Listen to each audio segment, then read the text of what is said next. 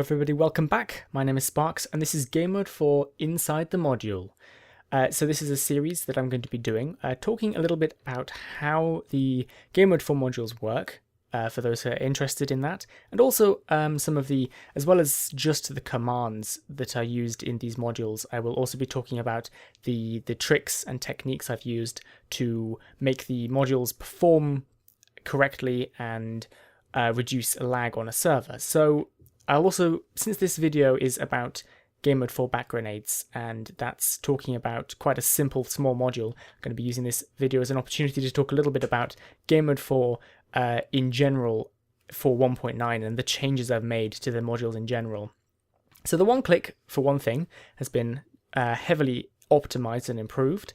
So I'm using a new generator. I'm writing this partially by hand, partially with my own generator that I've written for this outside of MC Edit, so I can fit a lot more command blocks in because I have a much more optimized character count checker.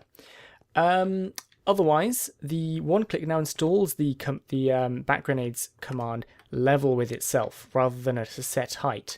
So for example, if I put one up here, in 1.8 versions of modules, it would install itself level with a certain Y height, so this would end up level with the other one over there, but as you can see, they're now relative to the command block. This is because originally when I introduced Gamemode 4, I wanted it to be installed underground in the bedrock where no one could see it, but there was a lot of confusion, people installing the module and saying, where's it gone? I don't know, it looks like it failed to install, and not checking underground. So now people can put it at the height they want, and I think this is going to make it easier to use. It now also installs in the positive X and Z from the module, because I think that's a little bit more intuitive since clone commands work like that as well. Otherwise, of course, we now have an armor stand in the negative most point of the module, which is used for tracking.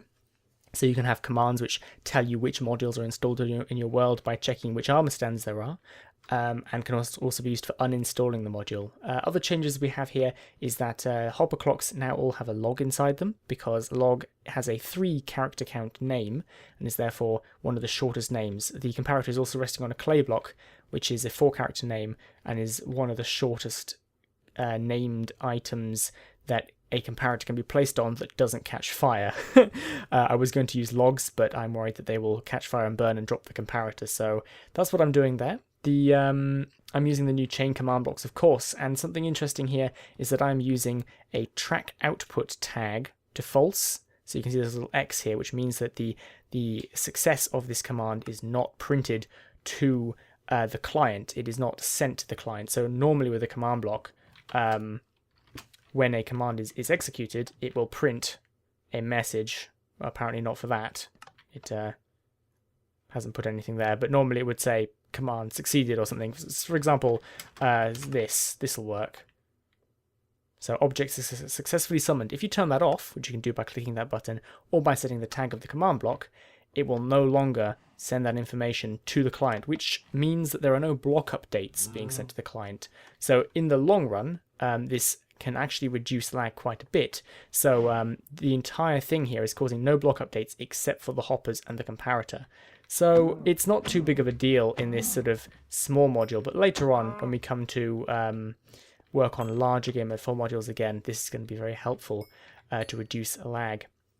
So an interesting change that I had to deal with this module is that the play sound command has changed.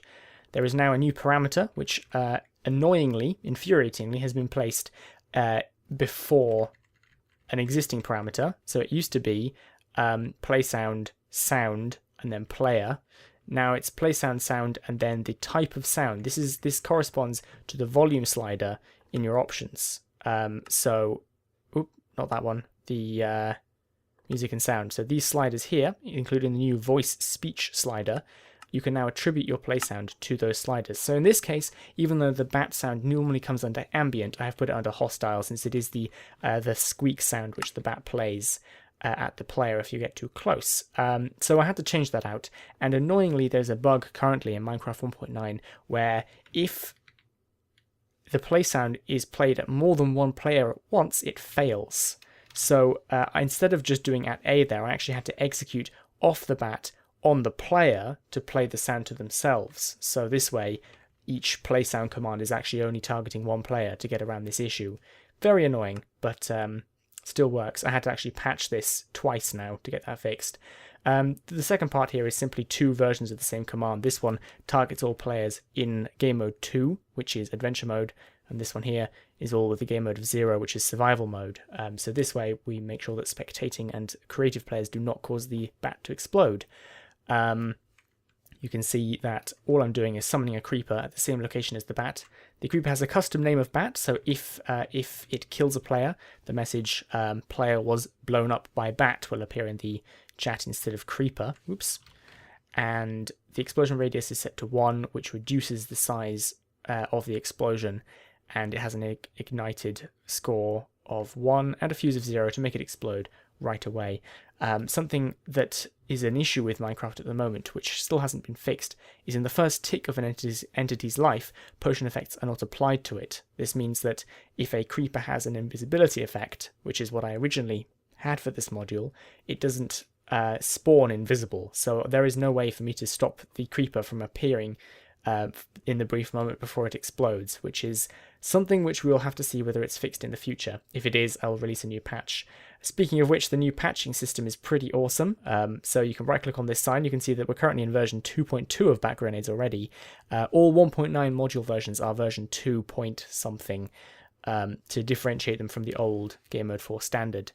I think that's pretty much everything I wanted to say today. I think it's pretty cool that we have this updating system, which you can see that it's basically, I made the link as short as I could using my Gamemode gm4.co website, and the one here is the module number, and then this is the version, and it sends that to the website to direct you to a page telling you whether you have the correct, oops, I shouldn't have clicked that, the correct version or the newest version of your module installed. I think that's everything I wanted to talk about today with this module, and we'll see you next time. Bye-bye.